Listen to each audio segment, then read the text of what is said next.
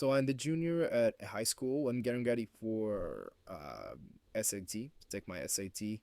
I don't even know where to start. I signed up to Preppinbee.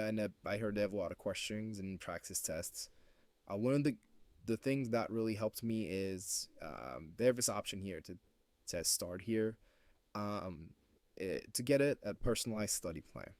So the first thing I did was I took a test. I think I have around like 80, 90 tests here I can take. I took one of the tests. IPM test told me my results. Then allowed me to generate a study plan. Um, I believe this study plan is based on some sort of AI generated. Looks at my weaknesses and all that good stuff and allows me to gives me a study plan, tasks basically. And then I started going through those tasks. For, for example, it's telling me to generate 15 questions from the question bank and solve them.